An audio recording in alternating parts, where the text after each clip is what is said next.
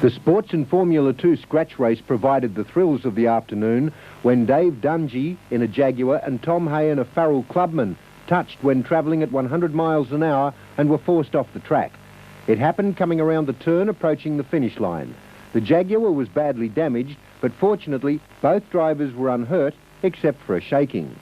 The winner of the Tasmanian Streetcar Championship was Stephen Bell in a Tirana, the third time he's won the title. Second was Michael Elliott in a Mazda, and third, Wayne Gaffney in a Mazda. Thrilled the large crowd while dicing for third and fourth place. In the S's on lap 9, Press tried for an inside run that wasn't there. He clipped Grubel's laser and finished up on two wheels and was lucky not to roll the car. The appeal was launched after the Premier, Robin Gray, and the Minister for Sport and Recreation, John Bennett, were given a first-hand look at the track. The two parliamentarians were driven around the circuit. Mr Bennett even decided to take to the wheel himself, albeit a tight squeeze, in a Formula V. The club has already raised about $25,000 from motorsport enthusiasts. Shortly a nationwide campaign will be launched. Because most of the club's efforts have been concentrated on saving the track, the meeting scheduled for October 12 has been cancelled. The club is hopeful, however, that the November 30 meeting will go ahead. To be decided by 2 heats and a final, with grid positions decided on points. Competitors are being tagged the Hounds of Baskerville. From Hobart comes taxi operator Leon Burden in his modified 6-cylinder Commodore and 4 times Tasmanian sports sedan champion Kerry Bailey. The northern contingent will be led by Tony Jory in his V8 Cortina and Greg Crick.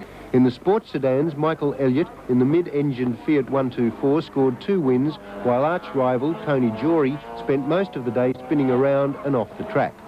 Adrian Martin added further wins to his cap, probably affected by the McDonald's Cup cricket in Hobart and the opening round of the state motocross titles at Copping.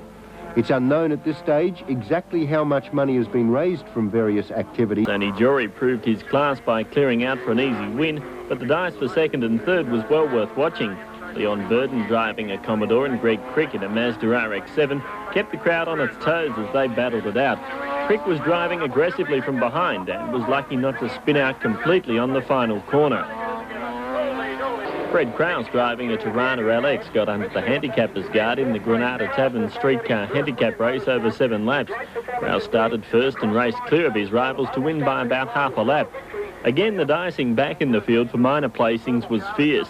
Stephen Bell in a Tirana XU1 did a great job to get up for second after being involved in a scrimmage when Glenn Warren spun out. Tom Morley was set for second place to Krause, but lost it under brakes on the final bend, allowing Bell through to grab the prize.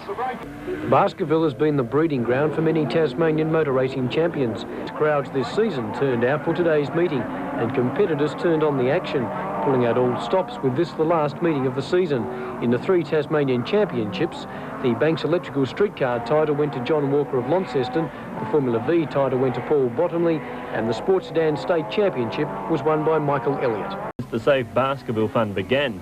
The racing was described as excellent in all categories, including the Appendix J class for pre-1965 cars, which attracted a field of 18. Entries for the meeting were up on normal, and a number of new drivers made their racing debut. The Hobart Sporting Car Club has until June 30 next year to raise the necessary... This LX Tirana is owned by Fred Krause and driven by Roger Hurd.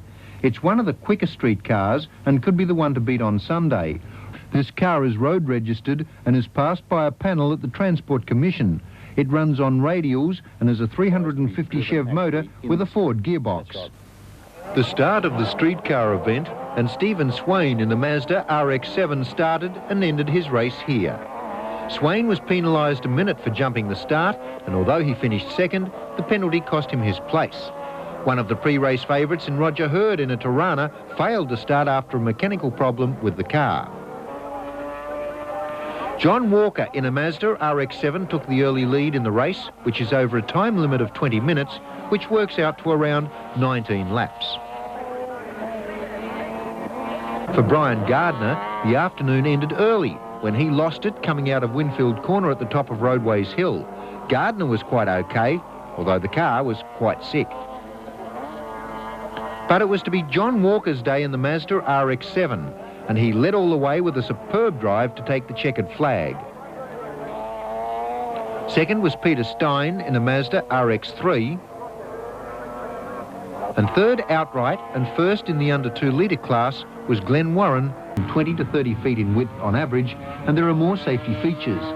After going through tough times, Baskerville looks like operating for another 30 years, and tomorrow's program, according to Publicity Officer 22 events were decided at the track today. The racing featured a variation of events, including bikes. Chevrolet V8 engine cars of Kerry Bailey and Tony Jory will do battle with the rotary-powered vehicles of Greg Crick and Michael Elliott for outright honours. A record entry of more than 30 cars will line up for the HQ Holden Series, and races will also be conducted for Formula Vs, Formula 2, sports cars and supercars. Kerry Bailey in the Toyota was forced to start at the rear of the grid after qualifying in pole position. Bailey was late for the start and so penalised.